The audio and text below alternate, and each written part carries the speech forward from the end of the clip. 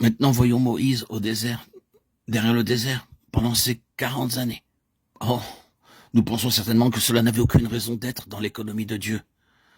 Cependant, les déserts signifient toujours quelque chose que vous devez découvrir. Ils signifient être vidés de nous-mêmes. Réfléchissons à cela. Vous ne pouvez pas être une personne qui a de l'importance dans le désert. Vous ne pouvez pas être une personne autosuffisante dans le désert. Vous ne pouvez pas être une personne sûre de vous dans le désert. Le désert vide et tarit tout cela. Vous n'êtes pas seulement dans le désert est en vous, stérile, désolé, sans ressources et inutile. Et ne pensez-vous pas que c'est ce qui a dû se passer en Moïse durant ces 40 années? C'est le côté négatif de la formation de l'homme qu'a été Moïse. C'est l'annulation de l'Égypte et du monde. L'Égypte, c'était l'autosuffisance. L'Égypte est toujours synonyme d'indépendance et l'Égypte devait être tarie en Moïse. Il devait être vidé de l'esprit du principe du monde. Il avait tout cela intérieurement et maintenant tout cela devait être mis dehors. Et c'est tout le contraire de l'Égypte qui était entré en lui. Ce côté négatif fait partie intégrante de l'école de la voie céleste. Cela nous amène intérieurement et spirituellement à percevoir clairement qu'il n'y a aucune ressource en nous, que de nous-mêmes nous ne pouvons produire et accomplir aucune bonne chose. C'est cela le désert. Ne refusons pas de connaître cela. C'est vrai dans la vie, vrai dans l'expérience et vrai en tant que principe divin.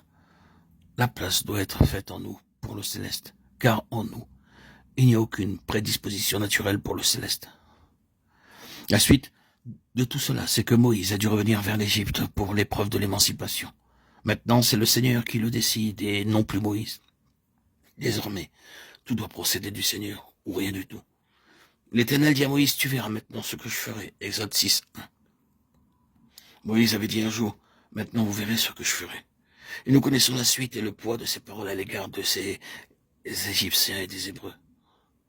Mais tout cela était désormais révolu. Le Seigneur disait, maintenant, tu verras ce que je ferai. Je ferai car maintenant tu as cessé de faire.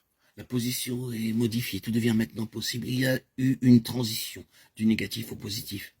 La grande épreuve de l'émancipation de ce peuple peut commencer. La première scène concerne la verge et la main, selon Exode 4. Qu'est-ce que tu as dans ta main? Une verge. Très bien, par cette verge, des choses vont être faites. Mais maintenant, ta main dans ton sein, retire-la maintenant, que vois-tu? Elle est blanche de lèpre. Mets encore ta main dans ton sein et sors-la. Comment est-elle désormais? Elle est propre et saine. Quelle est la nature de cette verge? Vous savez que la verge de Moïse est ultérieurement devenue la verge d'Aaron, la verge qui avait bourgeonné quand son sacerdoce a été confirmé. Livre des Nombres, chapitre 17. 12 verges représentant les tribus ont été placées dans la nuit. Le matin venu, il y avait 11 verges mortes et une vivante en signe d'un sacerdoce vivant. N'oubliez pas que le sacerdoce s'exerce dans ce qui est spirituel. Ce peuple va avoir affaire à tous les dieux des Égyptiens. Ils sont souillés, ils sont corrompus, ils sont néfastes. C'est du domaine du diabolique. Cela implique la puissance d'un saint sacerdoce pour traiter avec ces situations magnifiques.